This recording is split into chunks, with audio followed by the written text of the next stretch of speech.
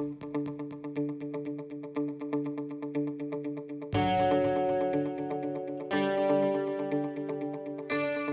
my name is Damian Drella with ALL-COMM Technologies and DC Rentals of Revere, Massachusetts. And today we're going to have a little tutorial on how to use the radio that you're going to be using for your event.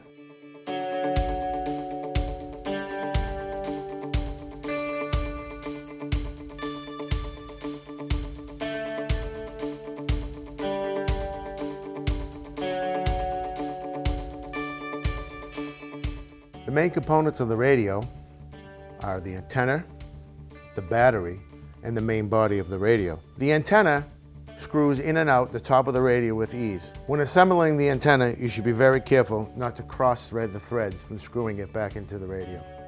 The back of the radio consists of a large belt clip so you can hang it on your belt. The two large knobs on top of the radio control the volume, on and off, and channel selector. The larger, shorter button controls the volume level and the on and off. The taller button with the numbers around it is the channel selector. Turning the volume knob clockwise will power on the radio and adjust your radio volume. By turning it counterclockwise, will turn the volume radio down. The radio also makes a startup tone when it powers up. When operating a radio, you should have the volume control set at a comfortable audio level. To power the radio off, turn the volume control counterclockwise until it clicks off. The PTT button, also known as the push-to-talk button, is located on the side of the radio. It's the larger of the buttons on the side. Push and hold the PTT to hear the talk permit tone. Then you could speak clearly and concisely into the radio. When speaking into the radio, you should use short, clear, and easy to understand terminology. It's plain English, and always state your name and who you're calling. When transmitting, you should always wait for the transmit tone before speaking.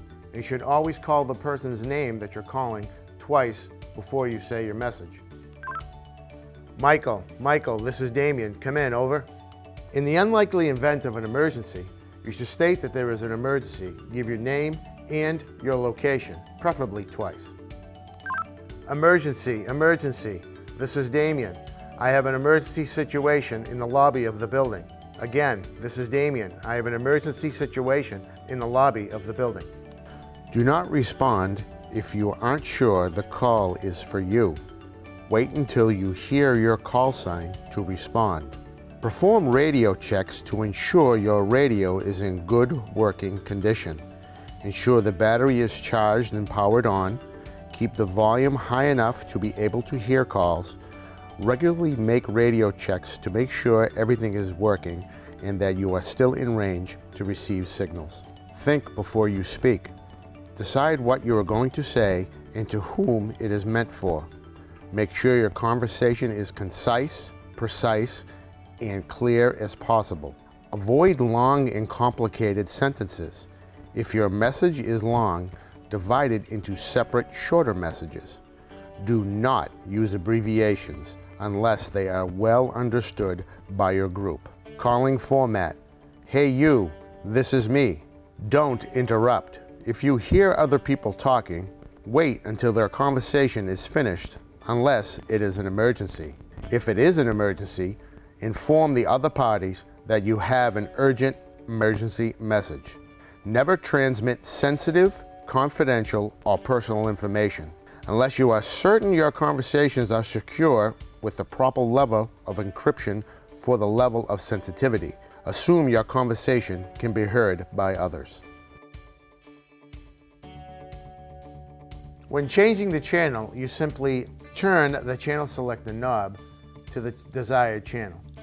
To ensure that you're on the proper radio channel, you can refer to the display on the front of the radio.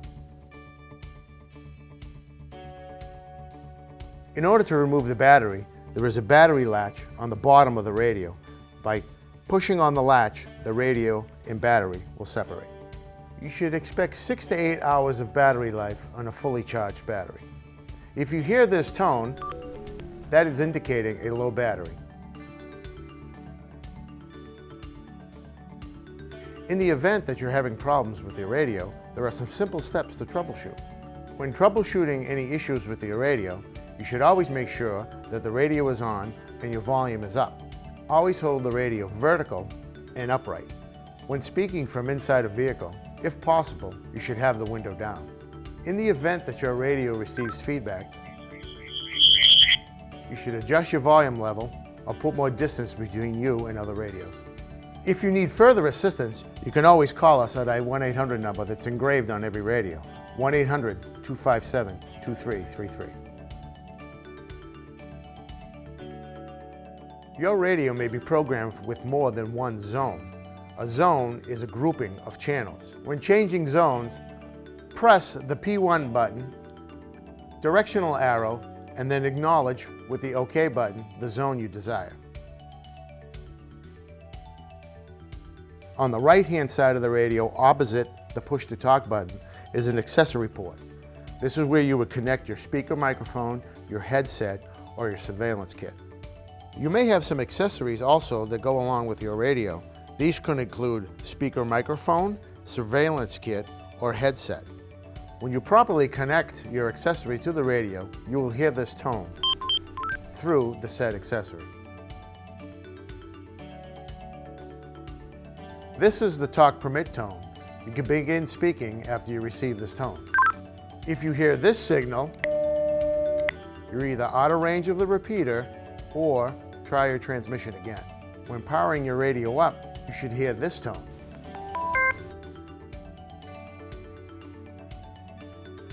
ALL-COMM technologies and DC rentals are available for private or group training sessions. You can call us at 781-289-3000 or 1-800-257-2333.